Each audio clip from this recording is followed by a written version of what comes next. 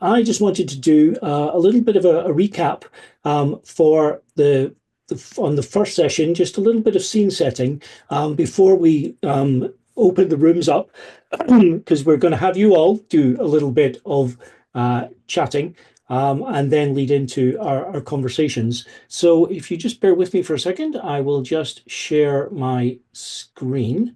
And one of the things that we were really interested to do in this series of 3 events is actually get a sense. So this is some kind of work that we're going to do, is looking at sort of looking at this as a series of 3, so that we can see who all has been joining us and hopefully coming forward on this journey. So let me just make sure that I'm sharing my slides. Right, can colleagues see those slides? Can I get a thumbs up from my colleagues? Excellent, that's what I like to see. Thank you very much. So session 1 was really around defining practitioner research. And I just wanted to recap for colleagues who might have joined, who might have missed the first session, why we're doing the Research Shift Programme and why now. As Melinda has already said, the Research Shift Programme is a new RLUK initiative. It's a series of interconnected, interactive online events. These 3 sessions, and we're about empowering librarians, archivists, information professionals, and colleagues as research leaders and research partners in your institutions. But we also want you to help us shape this, to help share your experiences, to develop ideas, and look at how we can address some of the challenges in this really exciting kind of landscape. The whole program has been co-created by research fellows and colleagues from our Research Catalyst cohort through HRC and National Archive funding, and we're about building capacity, capability, and confidence. And I think it's really fair to say that this shift is real. It is sector-wide.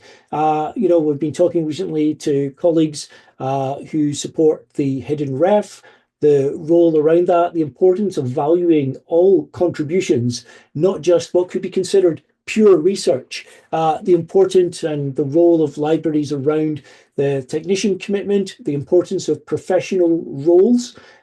We recently as RLUK submitted a contribution to the HISA consultation around the technician's commitment, and also just how valuable REF 2029 kind of is, thinking about in particular people, culture and environment, thinking about the work that is going on there across member and other institutions and the contribution that we can make. And also the funding that we have made in partnership. And Melinda has been both a fellow and a mentor in our TNA fellowships program, and Stephen and Jonathan, who are speaking today, are both fellows of our AHRC, our Arts and Humanities Research Council program. So this is a really important, critical element for RLUK. We champion the pivotal contribution that libraries make to the research process. But it's also really important to look at how we can develop that leadership and that capability, how we can foster rich research environments and enable innovation through evidence. And we're going to better support our academic colleagues through some of this. And the role of the research library is a key strand in our work. And I talked about capacity, capability, and confidence, but we're also interested in culture, inclusivity, and community. So we really want to build that community, which is why we are going to be looking at the sort of breakout groups next. And we want to build that welcoming, self-sustaining community for all levels of research experience to encourage some shared learning. So in our first session, we had Becky Scott, who was one of our professional practice fellows, and Becky was exploring definitions of practitioner research. She was sharing her own journey, and we have an event next week at the Welcome where RLUK will be celebrating our second round of research fellows, of which Becky was one, and sharing some of their research journey.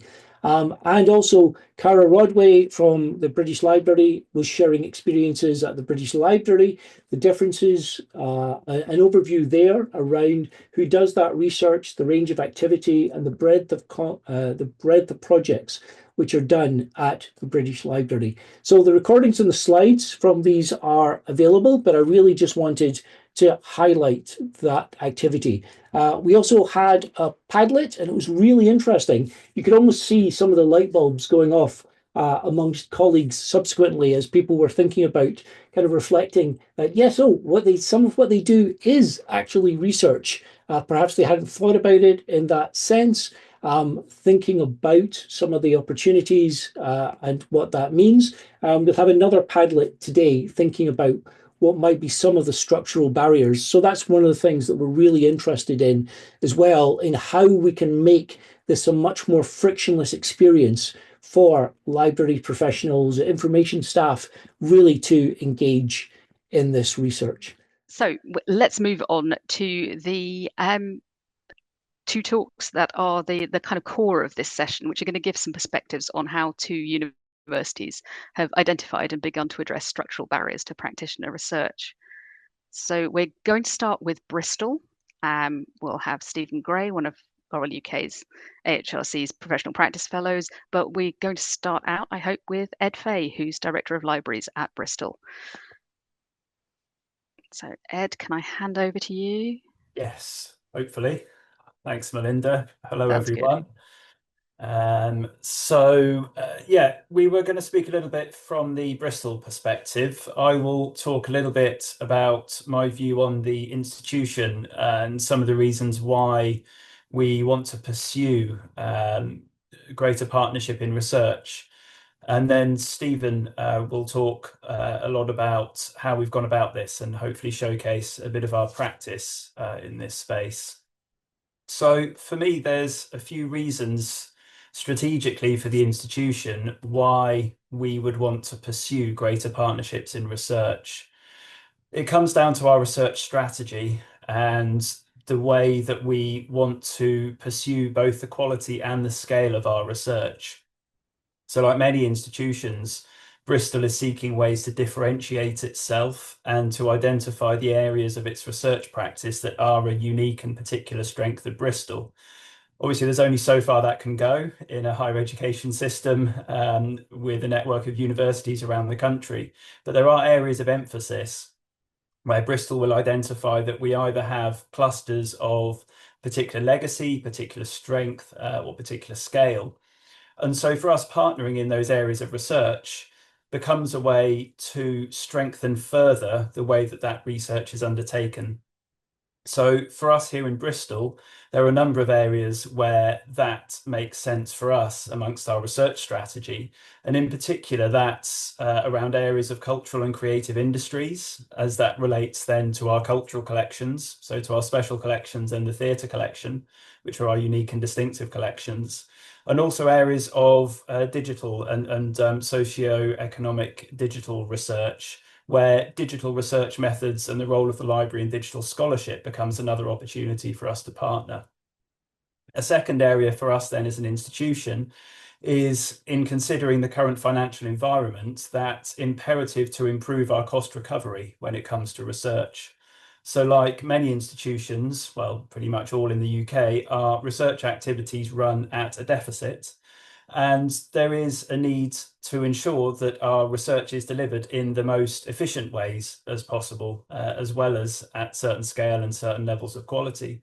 So for librarians to be recognised as partners in research bids is an opportunity for us to ensure that the work we do to support research is wherever possible costed as part of research bids and is costed in such a way as to maximise that cost recovery. So this will always remain a small part of the university's overall push to improve its cost recovery from research, but all of the small parts of that matter in the end. So as Stephen will talk about, what we've been able to do in the library in working through how we partner better in research bids is now being extended out across further into professional services, recognising that this is a way for us to consider as an institution that broader form of partnership in research, and breaking down some of those barriers between researchers on the one hand and support provided to research on the other. Another really crucial area for us strategically is, of course, the REF, as has been highlighted already in the introduction. And for us, there's a couple of different areas where librarians partnering in research makes a meaningful and tangible difference to our REF submission and our REF outcomes. The first is when it comes to what is now called contribution to knowledge and understanding, so research outputs in the traditional sense. And the REF 2029 includes increasing incentivizations to return a broader set of outputs than may traditionally have been the case. So output diversity, put very simply. We are very firmly of the view here in Bristol that we are very likely to submit some areas of research and certain outputs of the research that we've undertaken in the library, either as leads or co-investigators within research projects, as outputs in their own right into certain units of assessment. So this will contribute both to the strength in those particular units of assessment, but also overall to the greater diversity of research that Bristol is able to return into the REF. The second area relating to the REF is, of course, people, culture and environment. This is an area which has been both broadened in terms of its scope, made more specific in terms of the metrics that will be used, and looking like there will be an increase in the weighting within the overall REF return. So this speaks not only to our research environment in the more traditional sense, where it is recognition for the library's contribution to that broader environment for research, but also when it comes to people and culture, and particularly the EDI aspects of this, thinking about that broader recognition and equality of kind of recognition and partnership that extends beyond the research community and broadens out those who are recognised as full and active participants in the process of research. So there's a number of intersecting and kind of mutually reinforcing areas where librarians partnering in research and being active contributors to research projects and research process is good for the university, as well as being good for the library, and as well as being good for the working experience and professional opportunities that are available to members of our teams. So cutting right across this then strategically is also, for me, the role of the library in building and developing partnerships. So thinking particularly around that strategic strength for Bristol in its research around the cultural and creative industries, this links very immediately to our cultural collections, so to our unique and distinctive collections. And we have for a long time recognised those cultural collections as a research infrastructure, as indeed collections both locally within institutions, but also networked nationally, provide to the process of research.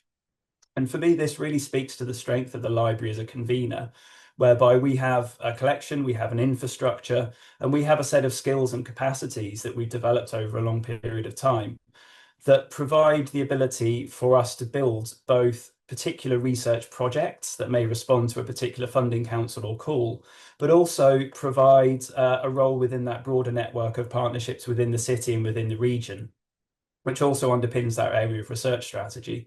So for us, this is thinking how our cultural collections and our partnerships with other cultural organisations within the city provide one of those bedrocks for building particular research areas and particular research projects on top of. And this speaks both to the strength of our collections, but also areas where we have developed over a period of time through a number of research projects and particular focus, real capacity in the infrastructure associated with digital scholarship and the skills that can provide use and uniqueness into certain kinds of research partnership and into certain research projects. So I've spoken a little bit about why this is good for the institution, why this is good for the way that we strengthen the university's research strategy. It's also, of course, good for us as the library. So it's good for us to be partners in research because it really emphasises our role more broadly within the institution. It also, in my view, provides the ability for us to take forward our services through participation in leading edge practice. So by continually working at that forefront of research and research and development, we're able to ensure that we remain plugged into emerging areas of practice, whether that's research methods within certain disciplines or digital skills and digital scholarship, which crosses across multiple disciplines. And of course, this then provides opportunities for broader participation in those areas of leading edge research, not only for those who may, like Stephen, be co or principal investigators within research projects, but also more broadly for our teams, where this provides opportunity for us to be testing, working with emerging areas of technology, working innovatively with our collections, and hopefully broadening that practice and that opportunity for participation out more broadly within our teams. So my reasons for starting with some of the whys are because the whys, of course, become ways to address the barriers. If you can understand the motivations for doing this and the ways that this is seen more broadly within the institution, you can start to understand ways in which you can develop narratives and develop partnerships that start to remove those barriers to your participation in research. So Stephen will speak far more about the kind of process and ways that we've gone about this, but from my point of view, some of my support to this has been in trying to work with other areas of the university, whether that's with faculties and schools or with other areas of professional service, in order to ensure that we have this join within the institution, to ensure that our motivations and our contributions to strategy are recognised as that by other partners within the institution, to ensure that we recognise that this is something which benefits us all and benefits us as an institution. So that's meant that we've had to work with finance in various ways to understand the ways in which our participation in research is not just a complication because we are unusual within a finance system, but is actually a benefit to those strategic areas of cost recovery for the institution and that greater participation in research from a broader part of the institution.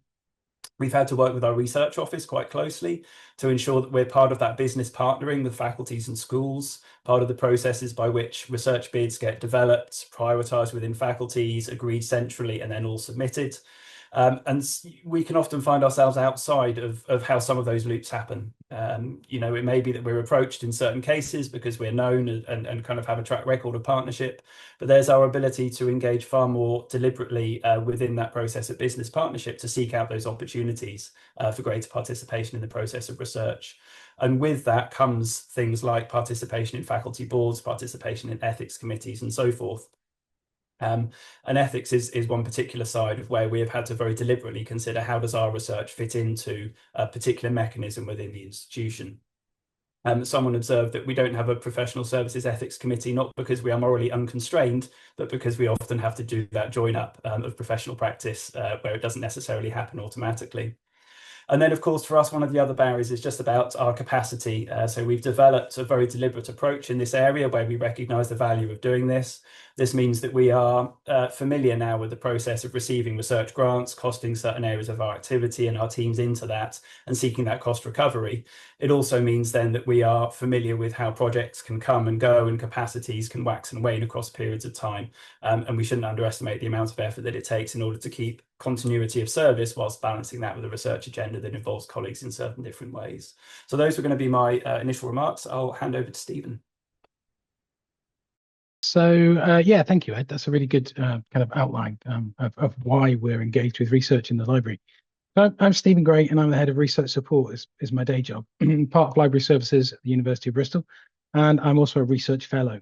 And my research is carried out as part of library services, which I think makes me the only research fellow not aligned to any particular academic faculty, which is a really interesting place to be in. So I'd like to speak today about my own experience of inhabiting this twilight zone between library support and academic research. I could tell you it's all been really smooth sailing and it all went swimmingly, and I probably should since the head of my library is here, but I'm not going to do that because I'm hoping it'll be more valuable to speak about some of the challenges faced along the way. And why we've done the things we've done in order to ensure that future library researchers have a smoother ride. So just a bit of context, the library services at the University of Bristol, like most research libraries, I think, has had a long history of securing external funding in order to develop collections and services for users. This has also usually been done as part of a resource enhancement grant or similar. Where we've had actual research element, it's always tends to be with a tame academic on the team. And sometimes this makes perfect sense, and other times it's just a pragmatic way of making sure that we are eligible to apply for a certain part of money. When I first heard about the RLUK HRC Professional Practice Fellowships, I was delighted to see it was a funding scheme aimed actually at library staff to do actual research. At the first round, I encouraged my team to apply, but no one felt they were in a position to do it the first time. When the second round was announced, I thought that Bristol just had to be on the list. So I kind of got my ideas together and made an application. So I've been working with virtual reality and providing sort of 3D digital spatial access for quite a long time, since the COVID lockdown, actually, when real physical access to our unique collections was taken away for a while. And I felt the fellowship could be a great way of furthering that kind of work. We've been developing the virtual university museum called the Uncertain Space. Some of you might have heard it for a while now. And I really wanted to extend this into a virtual audio-visual archive. If I do that, you should be able to see some video. But so this is what came of my research, if you like. This is skipping to the end. But what I'm not going to do is I'm not going to talk to you about my research today as much as I would love to. Instead, I'm going to stick to these kind of structural, procedural barriers that came up during the research. It's just to prove that I did actually do some work, William, while the research was going. Okay, so here we go. Let's kind of dive into this. So I meant to apologize for the confusion of these slides because chaos reflects my experience at the time. So first, I took my idea to my line manager who supported it. So that was great. I then contacted the research office, or tried to, as no individual was listed as supporting professional services in the research office, which is probably familiar to some of you. But I work with them. I work with them in my day job. So I knew people there. So I was able to buy somebody a coffee and get some help from the research office. Ed's already mentioned this, that this idea that professional services, library services are not really on the radar of most of our professional service colleagues was a very common one and ran through all of my fellowship.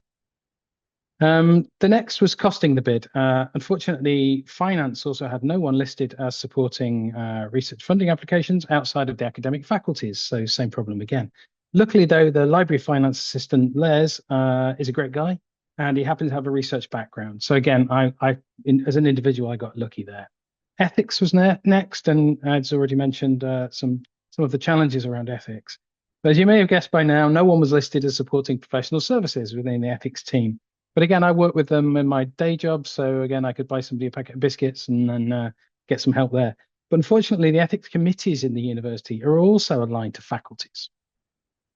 So I was somewhat randomly sent to the engineering faculty, I think because my work involved computers. That was probably as far as that was thought through. So they promptly showed me the door and said they don't know who should be looking at my ethical plan, but they were sure it was not them. That was a little bit worrying because we're getting a bit close to the deadline. So I was bounced to the arts faculty next, who took pity on me after I explained to them that if they didn't look at my ethics plan, I was going to miss the deadline. So far, so good, if a little bit rocky, and I applied for the fellowship. Okay, further woes. Amazingly, I was successful, so I should point that out. And thank you to RLUK and HRC. It was an amazing opportunity. And I was looking now at 2 days a week to pursue my own research. The actual research went well, but again, I'm not going to talk about my own research here. I'm going to stick to these barriers. So the first challenge was actually accepting the fellowship as awards can only go to academics in the University of Bristol. This is a internal, I don't know, I mean, maybe 100-year-old rule as far as I know, but it's an internal thing and not an external thing. I wasn't allowed to accept a grant because I wasn't an academic. That took a whole lot of discussion at the time to make sure that our own research office and finance understood that I was in fact eligible to apply for research funding. Anyway, we accepted the grant. The Research Professional Network is a great group, and I really support it wholeheartedly. It's a university-wide network. It's run by the Research Office, but it's there to provide peer-to-peer support for researchers. And they invite all new fellows to join, and I accepted. And I immediately broke their systems because they too are all aligned to an academic faculty. And I didn't belong to any. So I had to refuse the suggestion that I pretend to be from the arts faculty for a year. I would love to be from the arts faculty, but it's not true. So I resisted that one. So after much discussion, changes were made, and I became the only, or should I perhaps say the first, research representative in this network from professional services. So, as you might have guessed by now, undertaking fellowships like this come with unforeseen administrative barriers. By the end of the research, I had some clear ideas about how things might be improved. The first thing that occurred to me was, look, I've been really lucky with my line manager's support, but relying on a line manager who gets it isn't a robust approach to securing the support of senior library colleagues. It's not transparent and it's not really fair. Secondly, colleagues in finance team, research office, and HR had to be really creative. At some point, I was thinking I'm asking too much of these people. I really are asking them to do extra work to support me, and that's not sustainable or the best approach either. The University Research Network had also followed along with the idea that research only happens in academic faculties. So it had been difficult to access, which is quite ironic because inclusivity is at the center of what they try and do. So I'd like to talk briefly about a document that we've put together and the workflow behind it. So ideally, someone would have invented a time machine, gone back 100 years, and decoupled the idea of research and academic faculties. But short of that, we began to author a practical guide for future researchers from the library. Our librarian as researcher workflow is a 5-page document authored by Library Services. It's really short, but it's got input from HR, finance, and the research office. It's most certainly a start and is not comprehensive. So the workflow covers why the library supports research, and Ed's just outlined the reasons right there. How to seek the support of senior library colleagues, and this is now done via a sifting committee that we've set up. They do things like check the proposal aligns with library strategy and try and foresee any backfill or recruitment problems from a senior management perspective. This document also goes through the application process step by step and explains when and how colleagues in other professional service teams can help you. It also has some guidance of how and when to use the funding service portal, which is unique, an arcane system to most librarians that I talk to anyway. And it's got some guidance on beginning a project once funded. So moving to conclusions, as I said, the document's not comprehensive. For a start, it assumes that an individual member of library staff is seeking external funding, which is not always the case. It does not cover research groups, and it does not cover unfunded research. So that's not within the remit of this and still needs addressing. We have adopted the workflow now, but it's only been used once in its entirety from beginning to end.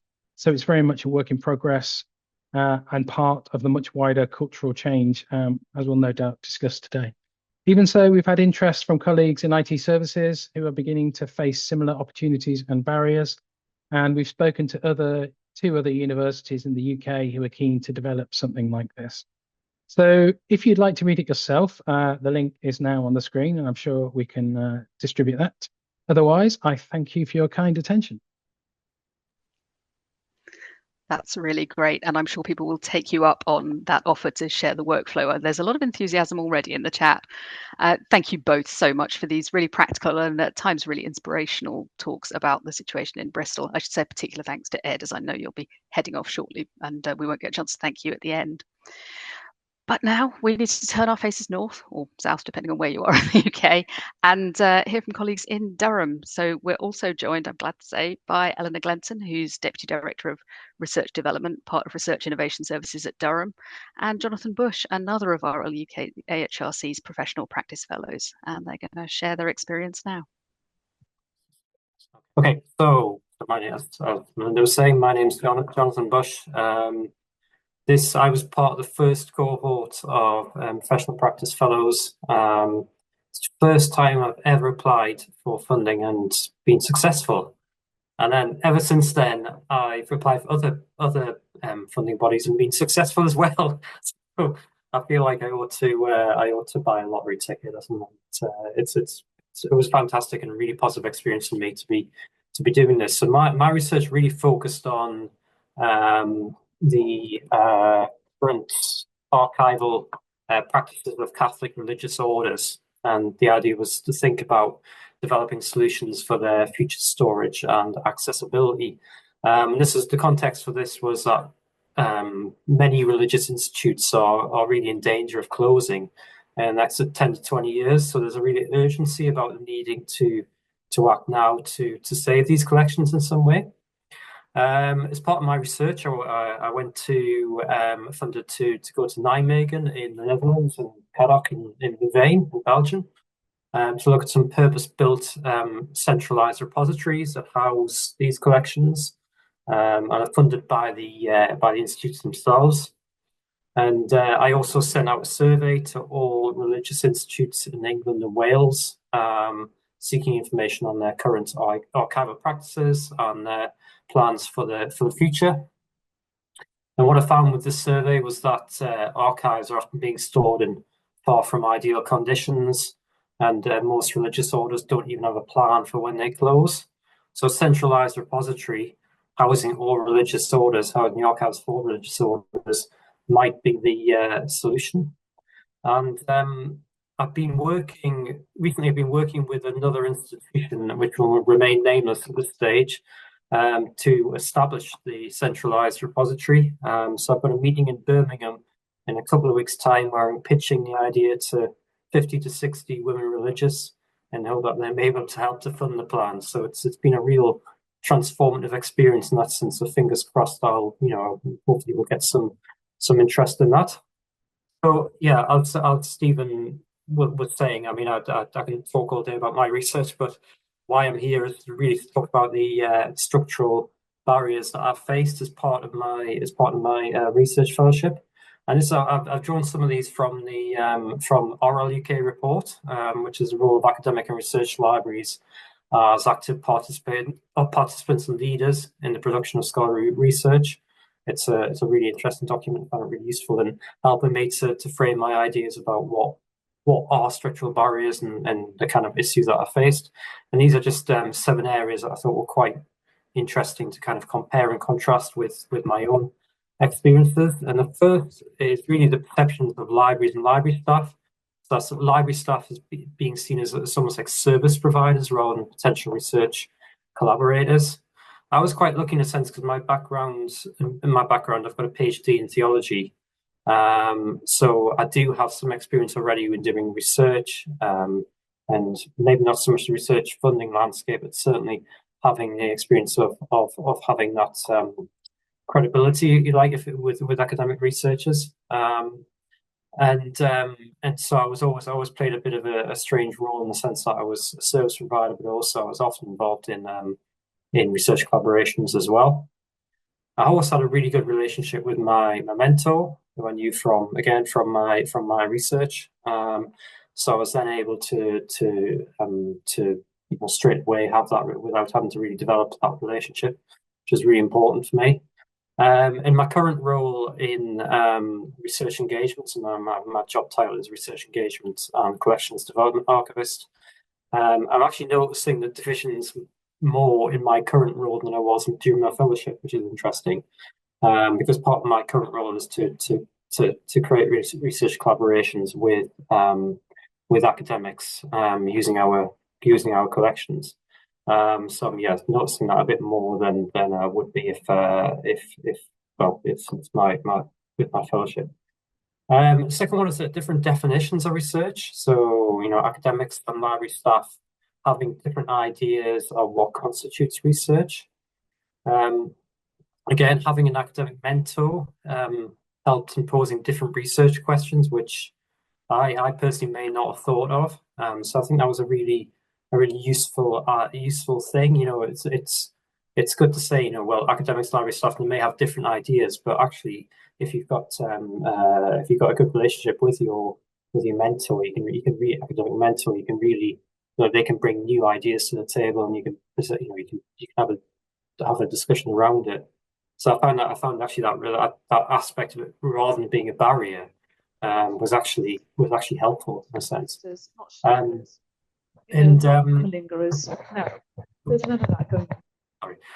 Professional services versus the academic divisions. The next one, so that's the university structures, which have a clear demarcation between professional service staff and academics.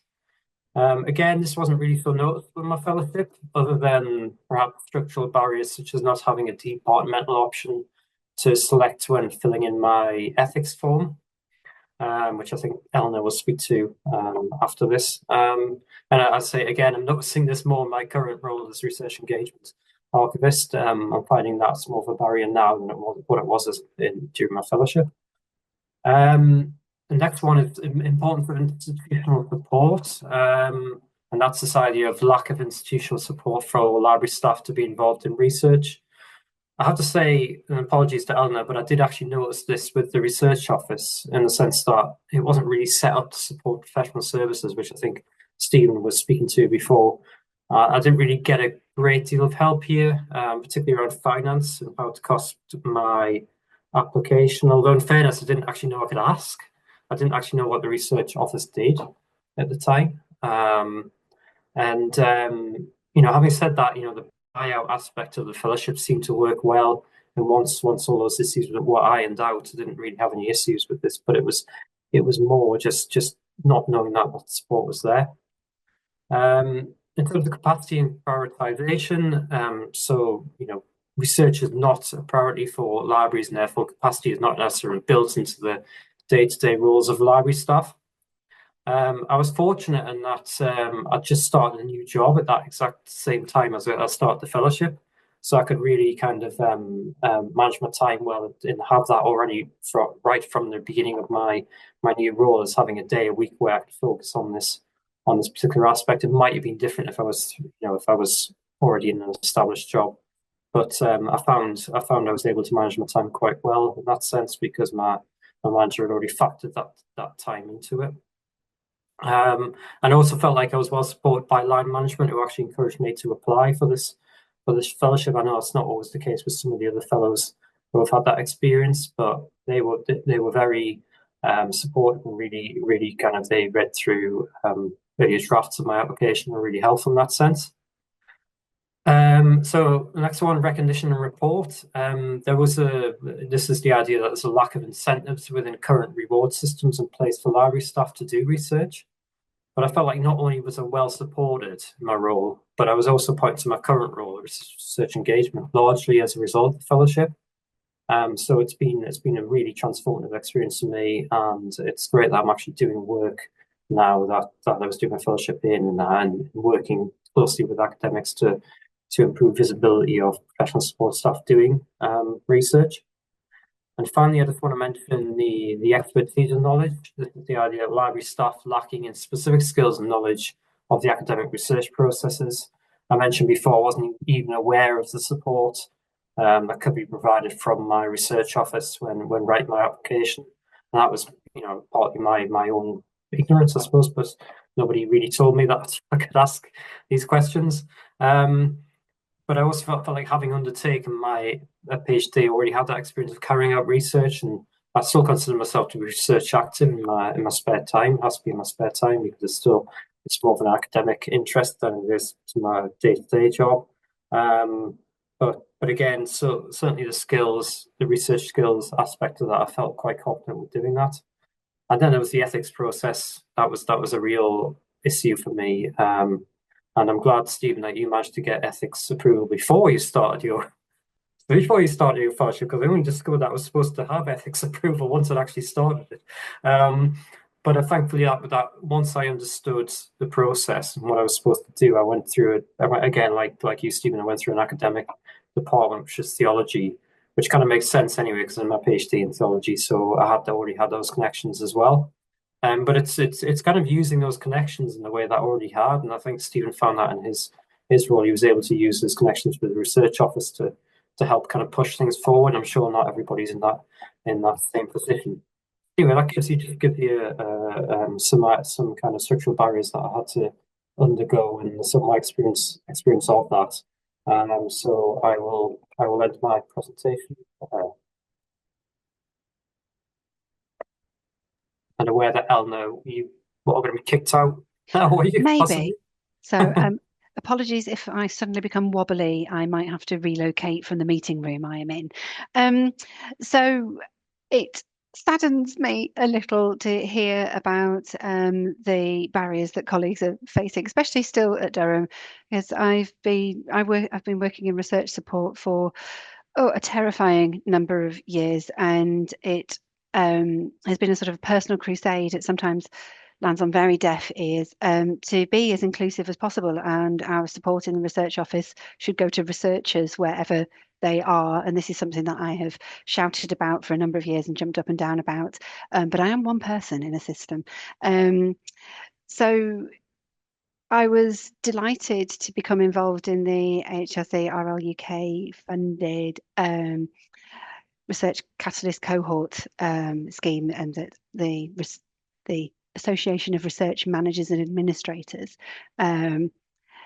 delivered and is delivering again, because for no other reason than I found like-minded people who are also championing the cause of supporting researchers wherever they may be in an institution, and it wanted to recognise that the researcher was the important bit, not the office that you sat in. So as we heard from our Bristol colleagues, and universities are very keen to recognise researchers where they find them for all sorts of strategic reasons, some financial, some sort of that USP, and Durham is also in that category, I would say. It was sort of, you know, we have excellent collections that really, you know, our librarian and collection colleagues are absolutely the people who know the most about them and are there to highlight them and bring those to the world. And it is an interesting question that then I get challenged on when I'm saying, no, this person is the lead project lead, the lead researcher, is that how much is that research in, you know, an arcane kind of way, and how much is it someone doing their day job? And, you know, do they have to be different? I think that's the sort of the never-ending discussion, which isn't really breaking a structural barrier, but I think at least as talking about it is a beginning to eroding those barriers. I think what's been really useful is a change in one horrible computer system at UKRI for a different horrible computer system, but the bringing the funding service arriving made UKRI redefine their definition of who is a project lead and roles on projects, which then enabled, or rather, well, enabled interested people to push back against some university policies that say, oh no, you have to be a such and such, i.e. full-time academic to be a project lead because that's what the funder says. Actually, no, it explicitly is not what the funder says. And I do quite a lot to advocate and educate my colleagues in the research office that, you know, let's look at what actually the funder says, not something that we believe to be true from 25 years ago. So I'm not saying it's an easy way, and I'm very thankful to the people who force their way through the system at much personal cost, actually, because it highlights where there are still sticking points and where we need to be improving. So as Jonathan mentioned, there was no, and also Stephen, that you didn't have a contact point. I'm pleased to say now we do have contact points. We do actually have a person advertised in different sections. I am one of the people, but we have some other people as well who are advertised to the community as being the contact person for colleagues in libraries and collections. Also, I've been pushing quite strongly that yes, it might feel to many people that a natural home for people is in the arts faculty, doing heritagey things, doing artsy things, but not wholly. You know, we have people doing weird and wonderful digital stuff, which I don't begin to understand what it is. That doesn't, they might be working with things that people in the arts faculty might also use, but the technology being deployed and developed and experimented on is not an arts faculty business. It's very much in that engineering, computer science land, and we need to open that up, and which speaks even more so to the fact that library colleagues need their own systems and not just be bolted on to another faculty. Having said that, currently at Durham, things like research committee has a library colleague on the arts faculty research committee as a sort of 8th departmental member. We have seven departments in our arts and humanities faculty. So we have representation from library and collections on that research committee, which is great. We also have what we call funder liaison groups. And I think possibly we need representatives on other of our funder liaison groups, but we've had a very active representative on our AHRC liaison group, absolutely bringing that voice to the table that is not from, you know, your traditional academic discipline, one might say. Another reason that we really actually want to examine and support researchers is improving research culture, not just for the ref element, although that is obviously one of the drivers. Unfortunately, universities often need external drivers to make them behave in certain ways. But we are also working quite heavily on different research culture. We have funding from both Research England and the Wellcome Trust to look at research culture in the university and how it can be better and how people can be better supported. And one of those threads actually is that non-traditional or non-academic department-based researcher. So we have people who are technicians in departments, but they are not, wouldn't be classed as an engineer, as an academic engineer, but they're in engineering. And obviously we have colleagues in libraries and collections as well. So work is ongoing. I mean, it is an uphill battle, but we are chipping at those structural barriers. I wouldn't want to say, and I think I have my boss's blessing to say this, we haven't cracked it at Durham. I think we've opened lots of windows on the problem, but we haven't solved those problems. But there is a will. Having said that, I say there's a will. The biggest barrier we have to all of these things is time and job remit and people understanding how much of something can be in something without the need suddenly for a contract change, and you must be on this sort of contract to even be allowed to have those. Again, those discussions are ongoing, but I think it is a huge step forward that they are existing as discussions, even though they're not resolved now. So capacity is still a big problem. And I think as well, so I'm conscious of the time as well, but I think more recognition is being given to the sort of library and our museums colleagues as being sort of really well placed to help build some different relationships with different sorts of partners that are so important in the sort of a vibrant and research environment, not just for impact. I think we're very much moving away from an idea that, oh, here I am in my ivory tower, my little dusty office doing the research. Oh no, I need to have somebody from a museum to do me an exhibition. You know, we are chipping away at that. And actually, even if we are doing an exhibition, because why would we not? Because they can be wonderful. But making sure that the research is recognised from the beginning and it's not someone putting on an exhibition. It may be a collaborator who is supporting that work and actually bringing a lot more to the research right from the outset, and in equitable partnerships all around. I'm also really pleased that some of these discussions led by library and collection colleagues have actually opened up some other areas. So we do have people in our computing team also one of my team with me as co-I have also been able to apply for external funding for projects. So it's attrition. But I think it's a very important journey that we're on, and I think it is going in the right direction despite other cuts and in the sector. I do think something that we all struggle with, though, is when thinking about that sort of day job is, am I doing research? It's a confidence thing, and I think it's great to have people, the fellows, and they talk broad, in different fora, and really sort of going, you know, it was me, and now it could be you. I think having that catalogue of people that we can hold up as people who are just like others who have done this thing and made this huge leap, and talk about very honestly their journey to it as well, because I think this is the thing that I've really noticed, that there is a perception of working on the Catalyst cohort, this perception, oh, that's not really for me, but no, it is. But actually, just to reassure or I don't know, worry people further, I have the same conversations with academic colleagues who are sort of go, oh, I don't know if that grant is for me. I don't think if I'm quite that. So I think we all have shared anxieties, and I think it's good with the tea and biscuits of research support to be able to work through all of those things.